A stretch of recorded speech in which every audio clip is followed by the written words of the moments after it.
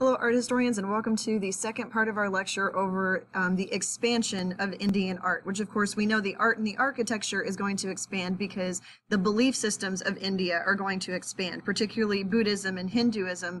And even though Hinduism did come first, we have to remember this, which was branched off of the Vedic religions that the Aryans brought into India.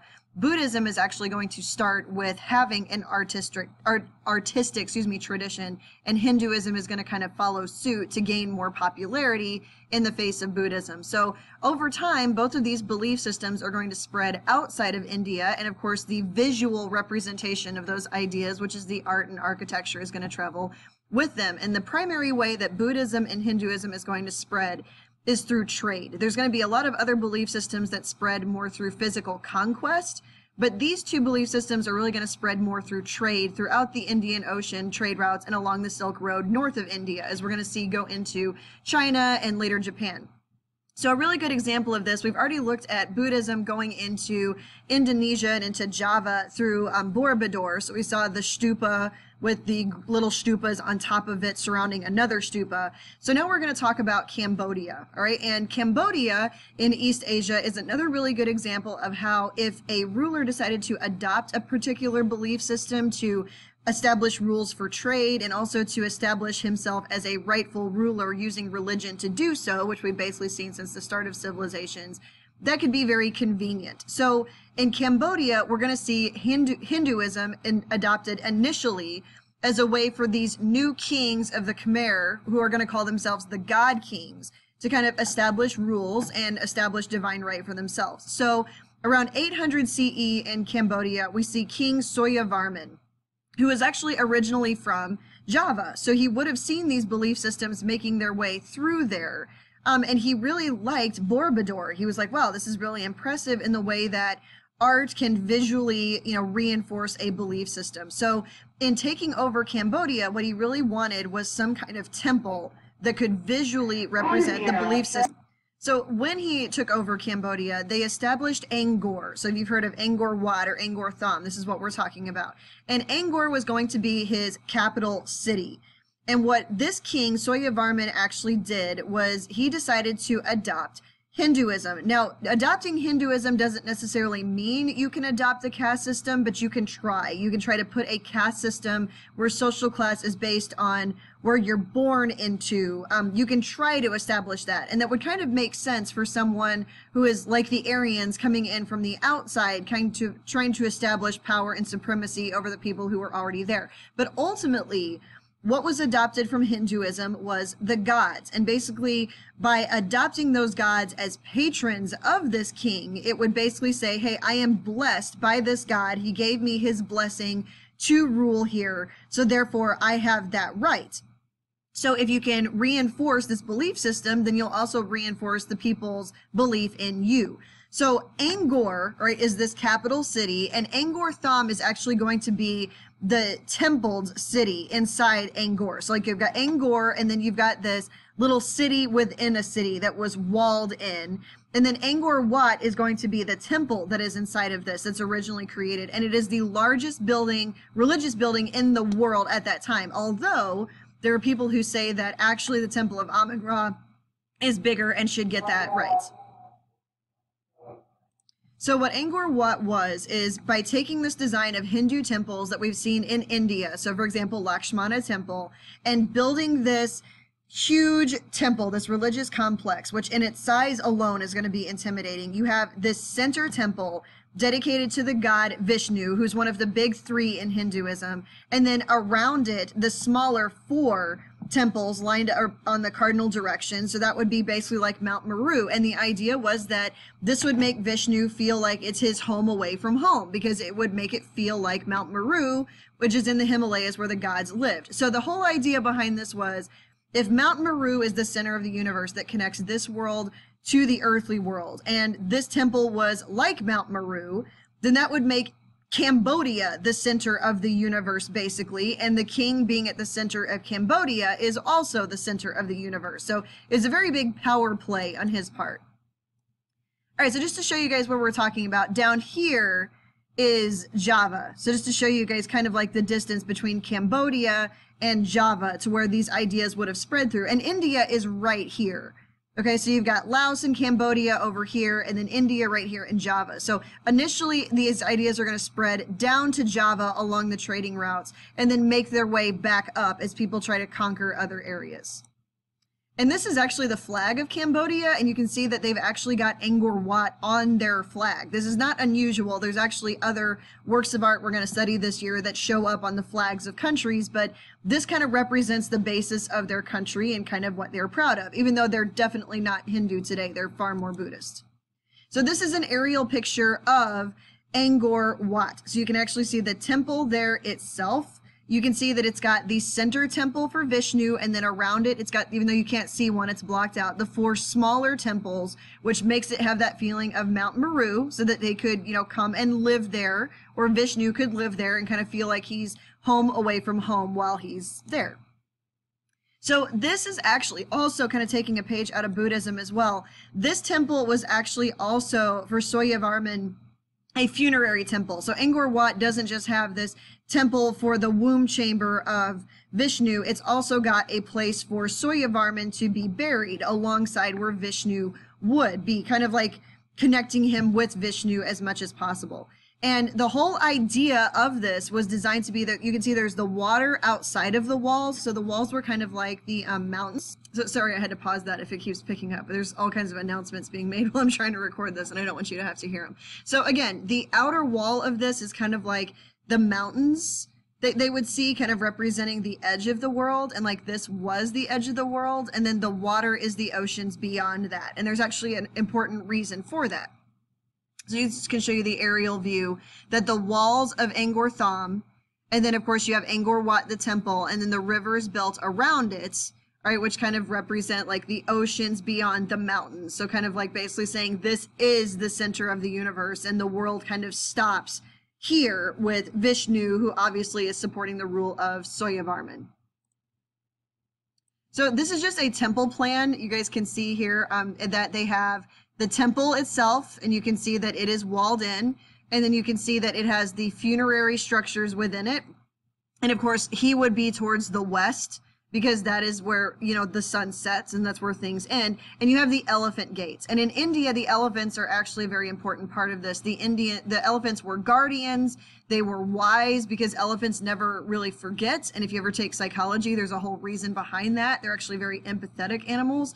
But these were sources of power and wisdom. So to have them, in Africa, it might be lions, but it's also elephants. And in the Americas, it's the jaguar. In India, it's the elephants and also the tigers, because its strength and its power and its wisdom, all of which would represent everything a king should be. Just to show you guys the aerial plan of this. And you can see right here, the Angkor Wat temple, and then the city of Angkor Thom around it.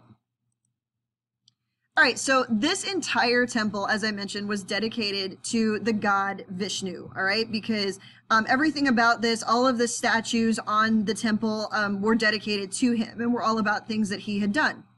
So one thing that features very prominently in Angkor Wat is the story of the churning of the ocean milk. And it's a very important story honoring Vishnu, all right? So they actually deliberately, so the medium has meaning here, they use what's called laterite to build it, because the laterite could build the building, but they use sandstone to carve into the reliefs because it's softer and could allow for more carving and more detail to make sure that the story was told very, very vividly. So the way that this story goes is that the Hindu gods needed some treasures from the ocean, all right? But the problem is they weren't strong enough to get these things, especially this elixir of life that they needed from the ocean, but they're not strong enough to get it. So they enlisted the help of these demons, all right? So the demons and the gods kind of joined together, and what they did is took a mountain and they used it as like a churning rod. So like picture putting a stick and then wrapping a string around it so that each side, and like pulling it like this, so that each side has a side of the rope, and then pulling it on each side so that it turned it almost like a boring rod to actually bore down into the ocean. So they used a mountain, and what they used as the rope was actually a serpent to decide to do this.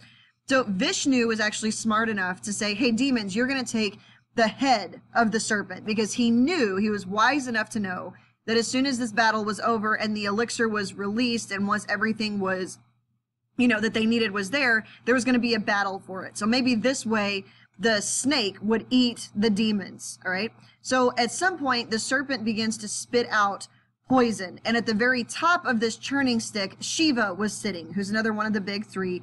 And he took the poison in and swallowed it to kind of protect the gods from this. So when the mountain actually started to sink because the serpent had escaped, Vishnu turned himself into a turtle and saved the churning of the ocean milk, which brings forth this elixir of immortality, and the moon and the elephants and the cows, all of things that are sacred to Hindu culture and to Indian culture.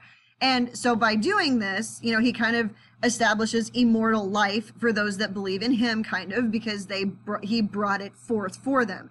So when the demons tried to get the elixir, which would make them more powerful than the gods, Vishnu tricked them and kept the elixir of immortality and the moons and the elephants and the cows as sacred and special for the gods and not for the demons.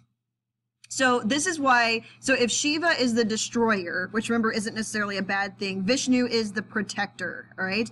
So think about it. Why would Suryavarman want to use Vishnu as his patron god? Because Vishnu is the protector and Suryavarman is basically blessed by Vishnu to be the protector.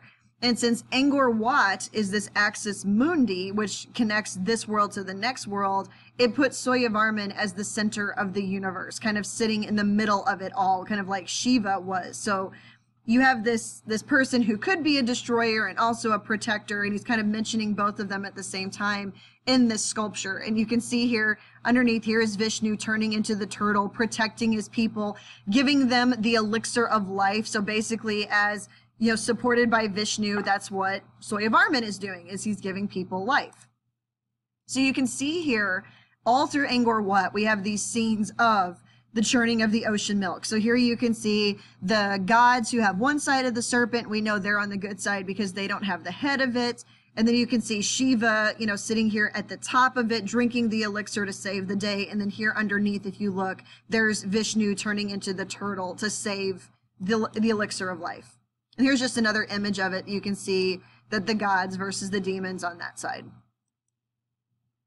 So what's really cool about this is we actually see Angkor Thom, the city, the walled city, actually change a little bit, because within the city, there's not just Angkor Wat, the big temple. There's also Angkor Thom. All right. So Angkor Thom, Angkor Thom has also within it another part of this called Bayon. All right. So you have Angkor, the city, and then you have the little city within the city, that's Angkor Thom, and then you have Angkor Wat, right, which is the religious temple for Hinduism, but then you also have the Bayon area of Angkor Thom. So way later on, over 300 years later, we're going to get another king whose name is Jayavarman. And Jayavarman actually kicked the Vietnamese out of Cambodia and decided to, instead of pushing Hinduism, he decided to, after these years of conflict and war, decided to adopt Buddhism instead. So he is a devout Buddhist, all right? But remember, Buddhism, because it's more of a belief system and a philosophy about how to live and more than a religion to some people, it could actually fit in with Hinduism at the time. So he is going to create this other complex of Angkor Thom, all right, which is more devoted to Buddhism. So it's going to be a change over time for this complex. But when you walk into Bayon, this is actually the south gate right here. And you can see that it's actually got the story of the churning of the ocean milk taking place on each side. On one side, you have the gods, and on the other side, you have the demons fighting this battle over getting the elixir of life and immortality, because in Buddhism, there is immortality in finding nirvana and escaping from all this. So it's kind of that idea of leading towards that as you would go towards Bayon Temple. Now, as you walk towards Bayon Temple, you can probably see right here that there is a face up here. And I'm going to explain that in a little bit and how that ties into Bayon Temple. So you can see here you've got the demons on one side and you've got the gods on the other side fighting. They're both pulling on this rope leading into this area. Now, if you look up here, this is the south gate, and you can see this face right here.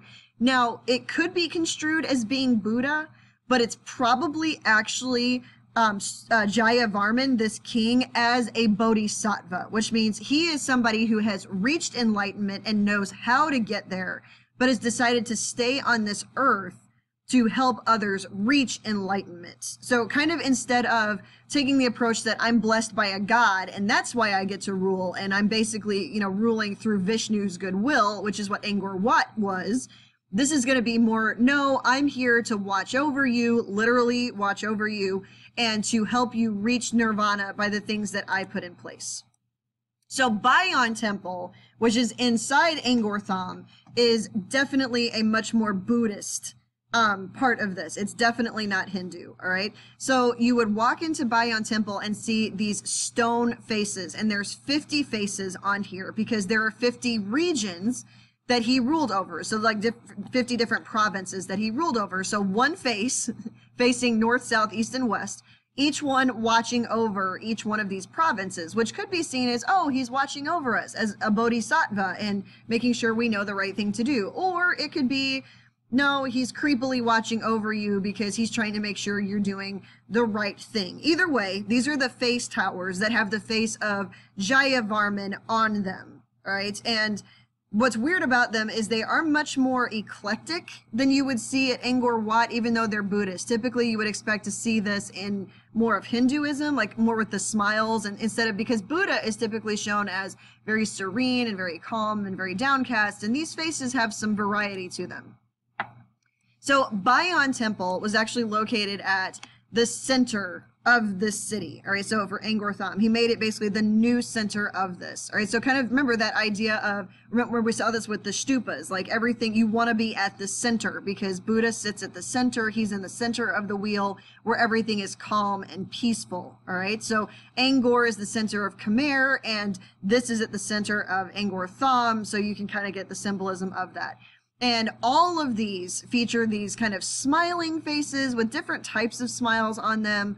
A bodhisattva, which would be Jayavarman. They actually call this the Mona Lisa of Southeast Asia because you can't really tell if the smile is annoyed or suggestive or what. We're not entirely sure. So it is very unique, this particular temple, because it's the only temple built as a Mahayana shrine, which means like basically putting Buddha as a god. And it's kind of showing that Jayavarman is everywhere. He's omnipresent like Buddha. He's everywhere. He's in everything. Maybe he's this bodhisattva that's there to watch over people.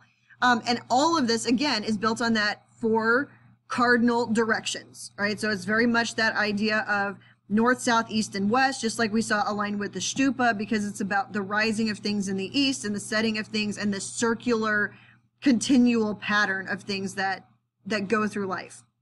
And on these outer sculptures, you would see things that are talking about the Khmer achievement. So things that under Jayavarman and earlier gods, or not earlier gods, excuse me, earlier kings would have been done to basically kind of say, because we use the principles of Buddhism, we've been able to achieve this over time.